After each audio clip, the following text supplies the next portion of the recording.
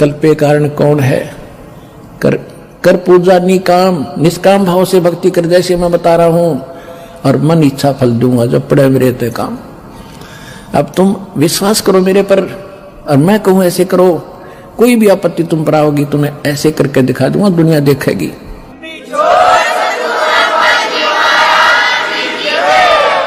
और यहां आप देख रहे हो 90% नए आ रहे हैं जो हाहाकार मची है। हाहाकार सब क्या दुखी, कोई कैंसर है, किसी का कुछ है।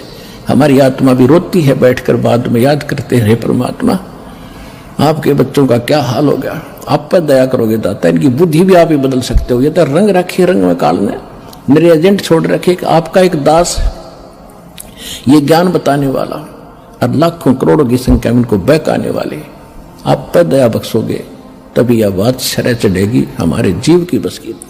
क्योंकि भगवान जब दया बख्शेंगे, जब आप सच्चे दिल से यूं मान लोगे Kabir is God, nothing else, और कोई मदद कर भी नहीं सकता।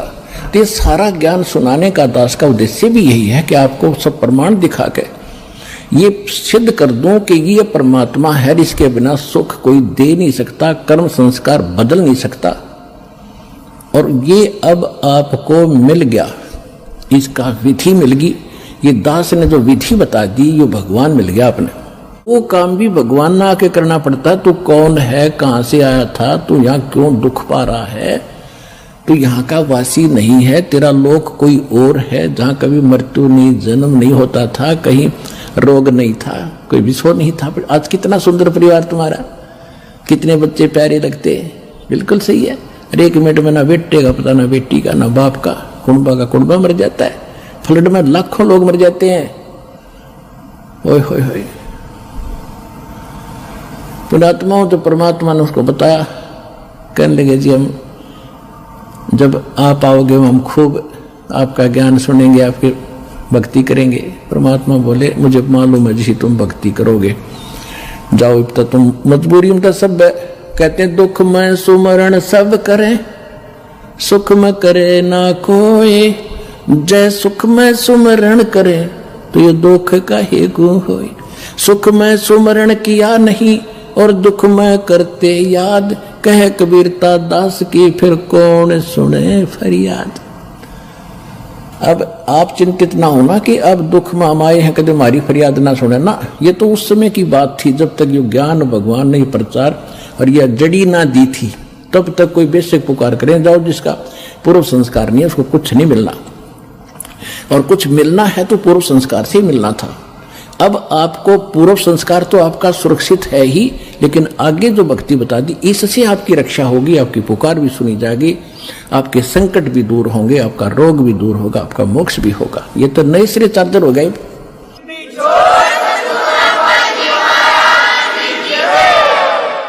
तो वो तो उनके लिए बोली गई थी वाणी, जब भक्ति वो गलत कर रहे थे तब कह रहे थे तुम अब ठीक है, तुम्हारा पूर्व संस्कार का तुम्हें मिल रहा है, जब तक तुम्हारी बैटरी चार्ज रहेगी, पूर्व जन्म के पुण्य तुम्हारे साथ है, कितनी को बद करो, कितने खोटे काम करो, वो तो सारी मिलेगी।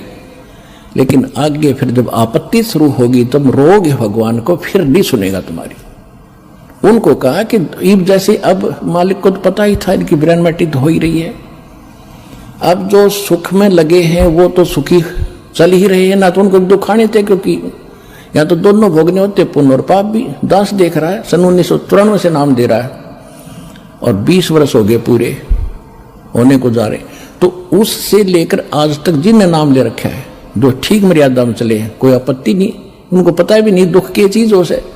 और यहाँ आप देख रहे हो 90% नए आ रहे हैं जो हाहाकार मची है। हाहाकार सब क्या दुखी, कोई कैंसर है, किसी का कुछ है।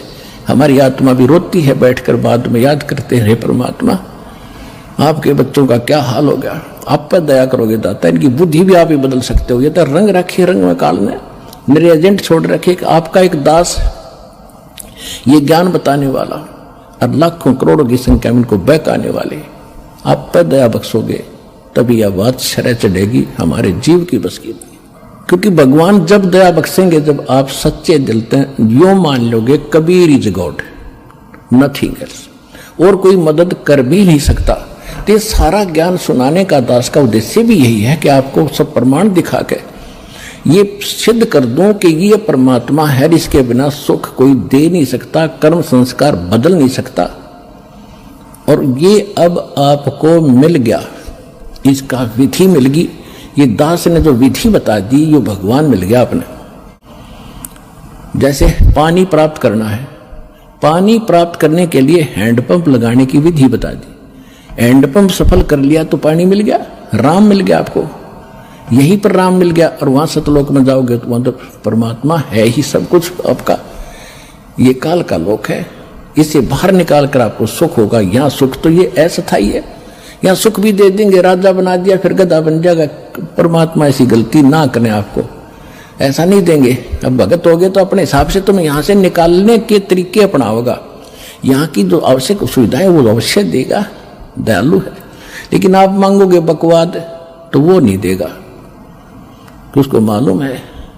जैसे अब्राहिम सुल्तान अदम कितना बड़ा राजा था, कितना सुख था, उसको मालूम था ये पुण्यात्मा पिछले पुण्य को भोग रहा है, बकवाद में लगा हुआ है। 16,000 तक ब्याह करवा लिए उस मूर्ख ने थोड़े से जीवन के में है। और फिर फूला फुरा खूब धन वो था पिछले संस्कार का, पिछले दान पुण्य कर रखे थे उसने। जब वो सम्मान वाली आत्मा थी तो राजा बना शेरवान शहर में। और फिर उसके बाद फिर उसके दान करवाया दाता ने। कभी फिर सुनाएंगे कथा, जो पुराने उनको मालूम है। उसी पुण्य से राजा बना हुआ था, उसे भोग रहा था, फिर वो गधा बनता जाए थे। मालिक ने उस प्यारी आत्मा को उस नरक से निकाला, राजपद छुटवाया, उसके पीछे पड़ के। और जब उसने ज्ञान हुआ तब उसका समझ में आया सचमुच मैं तो गधा था, कति बेगार कर रहा था। फिर परमात्मा ने कह भी दिया था कि जा अब्राहिम, अब ज्ञान तुझे हो गया तो राज कर ले। हाथ जोड़ लिए दाता, अब उस नरक में ना भेजो। अब तो पता लग गया मजदूरी कर लूंगा, लकड़ी तोड़ के बेच के गुजारा कर लूंगा। दाता तेरा आपका साथ रहे, मेरे मोक्ष चाहिए मुझे, अब कुछ नहीं चाहिए। और हम मांगे भगवान से ये दे दे, ये दे दे, वो दे दे, मांगने की जरूरत नहीं। आने के बाद या तो आपने मांगने की जरूरत नहीं, बालक नहीं, आप उसके बच्चे हो। आज आप उसके बच्चे होगे, बेटा बेटी होगे। जिस दिन आपने यहां नाम ले लिया, 2 प्रकार के बच्चे होते हैं। एक तो शरीर से, उसको बिंद के कहते हैं, और एक नाद के, नाद जो वचन शब्द के। तो आज आप इस दास के माध्यम से वचन के बेटा बेटी होगे, मेरे बेटा बेटी होगे, तो भगवान के बेटा बेटी हो। थोड़ा दादा हो गया ना, समझो वो के दूर है।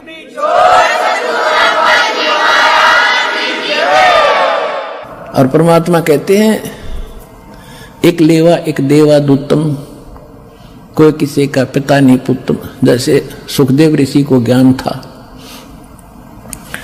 और व्यास जी के घर उसका जन्म हुआ, उसकी पत्नी के गर्भ से 12 वर्ष में तो मां के गर्भ से बाहर आया था।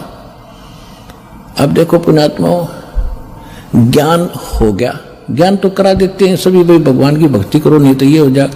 अब ज्ञान हो गया, समाधान नहीं तो खा का वो ज्ञान। अब सुखदेव ऋषि को गर्भ से ही पता था कि बाहर जाते ही मैं अचेत हो जाते हैं, और ब्रह्मा विष्णु महेश से निकल रहे रजगुण ब्रह्मा सतगुण विष्णु तमोगुण शिव, ये गुण ये हमें अचेत करते हैं, फिर हम भूल जाते हैं उद्देश्य को। अब मुझे याद है कि मनुष्य जीवन केवल परमात्मा पाने के लिए मिला है। बाहर जाकर परिवार मोह में फंस जाते हैं, भगवान भूल जाते हैं। इसलिए माँ के गर्भ से निकलते ही 12 वर्ष के शरीर एकदम बाहर आते, 12 वर्ष का शरीर हुआ। पहले तगड़ी तगड़ी माताएं भी तगड़ी तगड़ी होती थी, और नाल को अपने कंधे पर डालकर उठकर चल पड़ा। वेद व्यास जी ने कहा कि बेटा 12 वर्ष इंतजार की, तेरी पुत्र होगा। ऋषियों को पता लग जाता है बेटा है कि बेटी होंगी, दूरदृष्टि काम करती थी। पहले ये तो कोई खाए नहीं, लड़का ना हो लड़की ना हो, कोई हो मालिक थे, ये डिस्टर्बेंस नहीं थी जो अब शुरू कर रखी है अनजान पड़े में। तो सुखदेव ऋषि ने कहा था कि एक लेवा एक देवा दूतम, और कोई किसी का पिता नहीं पुत्रम। ऋण संबंध जुड़ा एक ठाठा, अंत में से 12 बैठा कि पिताजी ना जाने कितनी बार तू मेरा बाप और मैं तेरा बेटा हो लिया, ना जाने कितनी बार मैं तेरा बाप और तू मेरा बेटा हो लिया। ये पूरी चिट्ठी मेरे पास है, और इब क्या गलती करूं नहीं, मैं शक्ल भी ना देखूं तेरी बाप, मेरी मोह हो जाएगा आपके अंदर। यूं कहकर पिछले संस्कार से सिद्धि से उड़कर चला गया। पिछला बैटरी चार्ज थी, अब उसको ज्ञान भी था, राजा जनक गुरु भी बना लिया, और फिर भी मोक्ष नहीं, क्योंकि राजा जनक कोई ज्ञान नहीं था कि जितना ज्ञान था बता दिया। विष्णु का पुजारी था, विष्णु लोक में वो चला गया राजा जनक, विष्णु लोक में सुखदेव चला गया। अब राजा जनक को परमात्मा उस समय भी मिले थे, लेकिन जब घने ठाठ से थे, वो समय नहीं था जो दास आपको यहां लाना चाहता है भी, कि ये समय था मोक्ष का। राजा जनक जो थे पहले सतयुग में राजा अम्बरीश थे, वो विष्णु पुजारी थे, और ये दुर्वासा जैसे ऋषि तोब थे, बड़ी सिद्धि वाले थे, सब उस तो डरते थे। अम्बरीश ऋषि ऐसे साधक थे, शील संतोष के थे, पिछले जन्म के संस्कारी थे। दुर्वासा की सिद्धि ने भी काम नहीं किया उसके ऊपर, आप पे फेल हो गया, बल्कि राजा अम्बरीश के पैर पकड़कर जान बचवाई थी उस दुर्वासा ऋषि। और वही ऋषि अगले जन्म में फिर राजा जनक हुआ, और वही राजा जनक फिर चला गया स्वर्ग में। रास्ते में काल कैसे चोरी करता है, कैसे ठगता है आपको। पुण्यात्मा, एक एक प्रश्न को ध्यान से रखना, प्रत्येक में एक न्यारा न्यारा गूढ़ रहस्य निकलेगा। जब राजा जनक ने अपने शासन काल में, जीवन काल में राजा था, बहुत गुणे धर्म पुण्य किए थे, बड़ी बड़ी यज्ञ की थी, 100 मन घी की, सैकड़ों की संख्या में, और काफी दान किया था, गौवें दान की थी ब्राह्मण ऋषियों को। लेकिन वो मंत्र ठीक नहीं थे, जैसा किया दान धर्म वो तो मिलेगा ही मिलेगा। तो राजा जनक जब जाने लगा, विमान में बैठकर जा रहा था, काल के दूत वहां से, रास्ता था एक, वहां से ले जा रहे थे। वो काल के दूत नहीं थे उसके साथ थे विष्णु जी के गण, विष्णु जी के गण, और साथ में कुछ यमदूत भी उसी जहाज में बैठे जा रहे थे। तो वहां जाकर जब एक नरक के साथ से उनका विमान गुजर रहा था, तो नरक के अंदर 12,000 आत्माएं अपने किए हुए पाप कर्मों का वहां दंड भोग रहे थे, हाहाकार मचा था, चिल्ला रहे थे। और वो राजा था, दयालु राजा था, अपने राज्य में किसी को कोई दुख होता था तुरंत उसका निवारण करता था, उसको शांति देता था, किसी को दुखी नहीं होने देता था। तो जब उसने वहां जाकर हाहाकार मची देखी, तो कहा कि पार्ख दो, विमान रोको। विमान रोक दिया कि ये चिल्लाहट कहां से आ रही है, कौन दुखी है इस नगरी में। उन्होंने बताया जी ये नगरी नहीं है, तो नरक है, इसमें 12 करोड़ आत्माएं इसमें दुख अपना कर्म का दंड भोग रही हैं। राजा ने कहा कि इनको को छोड़ दो, इनको निकालो इससे। तो पार्षदों ने जो साथ गए थे भगवान के दूत, उन्होंने कहा कि राजन, या आपका हुक्म नहीं चलेगा, या तो धर्मराज का हुक्म चलेगा कि धर्मराज को बुलाओ, और नहीं तो मुझे भी यहीं छोड़ दो, मैं भी इस नरक में इनके साथ ही रहूंगा, आगे मैं भी नहीं जाता। अब वो संदेशा धर्मराज के पास गया। धर्मराज ने आके पूछा कि राजन, क्या कारण है कि ये सब इनको छोड़ो, ये बहुत दुखी हो रहे हैं, मुझसे देखा नहीं जाता। तो उसने बताया जी देखो, यहां ऐसा नहीं होता, जिसने जैसा कर्म किया वो भोगना ही पड़ेगा। ये मेरी बही, मेरी पैड में लिखा है, रिकॉर्ड में, इनको कोई बदल नहीं सकता, मेरी ताकत नहीं है बदलने की। तो राजा जनक ने कहा कि मुझे भी यहीं छोड़ दो, कि ये भी मैं नहीं कर सकता, आपको यहां छोड़ने का आदेश नहीं भगवान का, आपको कैसे छोड़ूंगा। तो कहने लगा मैं तो जाता नहीं, करो जो आपने करना है। अब ऐसे पुण्यकर्मी आत्मा के साथ वो भी ज्यादा खस्सा खसाई नहीं करते, फिर अपनी चापलूसी यानी चाणक्य ऋषि अपनाते हैं। धर्मराज ने कहा कि एक काम हो सकता है, आप अपने पुण्य दे दो, इनको पुण्य संकल्प कर दो, उन पुण्यों के आधार से मैं इनको सबको नरक से निकाल सकता हूं, आपके पुण्य इनको मिल जाएंगे, आपको इतना फिर डेबिट हो जाएगा, आपके पुण्य कम हो जाएंगे। राजा जनक बड़े दयालु थे। परमात्मा कहते हैं देखो, दयालु होना जरूरी है, लेकिन अपने दयालुता में अपने पैर पर कुहाड़ी मारना कोई दयालुता नहीं है, वो तो मूर्खता है। तो वहां उसने क्या किया कि राजा जनक ने कहा कि ठीक है, मैं इनको अपने आधे पुण्य देता हूं, जितने मैंने धर्म पुण्य किए भक्ति भुक्ति करी है। ठीक है, उसने उधर से काट के उन सब को बांट दिए, आधे पुण्य 12 करोड़ में बांट दिए। उनको सबको बाहर निकाला, अलग से विमानों में बैठाया, राजा के पीछे पूरा लश्कर भेज दिया, चल। अब वो सारे स्वर्ग में चले गए। देखो पुण्यात्माओं, ये आपके चोरी हो रही है, आप कहां तक ठग लेता है, काल का जाल कितना भयंकर है। तुम तो यहां तो पता ही नहीं, या तो आप ठगे जाते हो, आपके पास तो कोई पूंजी है कोई नहीं, वह बांट बूट के यही हो लिए, उसको तो और पूंजी लेकर जा रहा था, वहां ठग ली। अब वो 12 करोड़ आत्माएं पहुंच गई स्वर्ग में, ठाठ से रह रही है उसके पुण्य से। और जब वो पुण्य राजा जनक के दिए हुए वो बख्शे हुए खत्म होंगे, उसके बाद वही आत्माएं फिर पुनः उसी नरक में आएंगी जो उनके पाप न्यू के न्यू रखे थे, वो फिर भोगने पड़ेंगे। उधर से राजा जनक का जब वो आधा खाली कर दिया है, वो फिर खत्म हो गया त्रेता में। द्वापर में तक वो वही रहा, स्वर्ग में इतने पुण्य थे। अब कलयुग में वही आत्मा राजा अम्बरीश की राजा जनक बने, फिर राजा जनक की आत्मा ये श्री नानक देव जी बने तलवंडी के अंदर। तलवंडी पंजाब यानी पाकिस्तान के अंदर एक तलवंडी गांव है, वहां पर एक कालू राम मेहता खत्री यानी अरोड़ा, उसके घर जन्म हुआ। उसका पिता पटवारी था और स्वयं ये नौकरी करने लगे। फिर एक सुल्तानपुर शहर में एक राजा था, नवाब था, और वहां इसकी बहन ब्याही थी नानक साहिब जी के, जो सिख धर्म के प्रवर्तक हैं श्री गुरु नानक देव जी। ये आदरणीय आत्मा कहाँ थी? अम्बरीश सतयुग में राजा अम्बरीश, लाखों करोड़ों सेना इसके साथ, और हाँ जय जयकार होती। राजा जनक, लाखों सैनिक, लाखों नौकर इसके हाथ जोड़े खड़े रहते थे। और फिर वही अपने पुण्य से खत्म करके क्या बने? स्वयं सुल्तानपुर के नवाब के एक मोदी खाने में नौकर बने।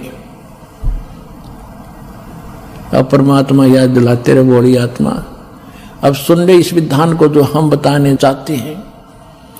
जब तक हम कबीर परमात्मा की भक्ति नहीं करेंगे, मोक्ष नहीं हो सकता, चाहे कितना कुछ बन ले। अब नानक साहिब जी मोदी खाने में नौकरी करते थे। सुल्तानपुर शहर के पास एक नदी बहती थी, बेई नदी। वहां सुबह सुबह सभी उस शहर के लोग स्नान करने जाते थे। परमात्मा काशी में प्रकट थे उस समय कबीर जी। एक वहां पर मिले, जब नानक साहिब जी स्नान करने गए थे तो पहले दिन तो चर्चा हुई कि मैं कबीर हूँ, काशी में रहता हूँ, धानक का काम करता हूँ, मैं तो आपसे ज्ञान पूछने आया हूँ, मुझे ज्ञान बता दो, मुझे ज्ञान का पता नहीं है, आप तो महापुरुष हो, बड़े भक्त हो। गुरु नानक देव जी जो थे ये हिंदू थे, कालूराम मेहता के इनके घर जन्म था, और इन्होंने ब्रजलाल पांडे से गीता पाठ पढ़ा, गीता पढ़ा करते थे, उसका ज्ञान सुना करते थे। उसके आधार से विष्णु जी को पूर्ण परमात्मा मान लिया था। श्री कृष्ण जी भी विष्णु अवतार माने जाते हैं। तो ये बातें होकर परमात्मा चले गए। दूसरे फिर कुछ दिन के बाद फिर उस दिन परमात्मा ने सारी बता दी थी कि विष्णु की यह स्थिति है, कृष्ण की ये स्थिति है, इसे मोक्ष नहीं हो सकता। और गीता में ये खुद गीता ज्ञानदाता कहता तू उसकी शरण में जा तब तेरा मोक्ष होगा। वो कौन है? मुझे इसका ज्ञान बता दो, फिर मैं आपको गुरु बना लूंगा। तो उस समय तो नानक जी को दुख हुआ, क्योंकि और भी बैठे थे सरोता।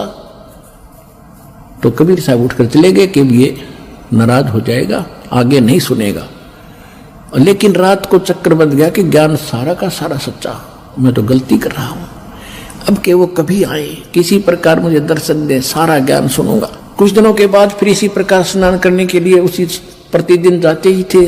3-4 महीने के 6 महीने के बाद उनकी खूब तरफ देखकर परमात्मा जिंदा महात्मा बना का रूप बनाकर उसी बेई नदी पर चले गए, जहां वो स्नान करने की तैयारी कर रही थी। तब वहां से सतलोक लेके उन्होंने छलांग लगाई दरिया में नहाने के लिए। परमात्मा ने उनको वहीं से अदृश्य कर लिया, स्वयं भी साथ लगा दी छलांग, अदृश्य कर लिया और शव को कहीं और रख दिया। अब स्ट्रीम में जिधर से जल आ रहा था लोगों ने सोचा, वहां स्नान करने वाले सैकड़ों की संख्या में नगर के लोग थे। उन्होंने देखा कि बाहर आया नहीं, नानक जी डूब गए, नानक डूब गया, नानक जी डूब गए।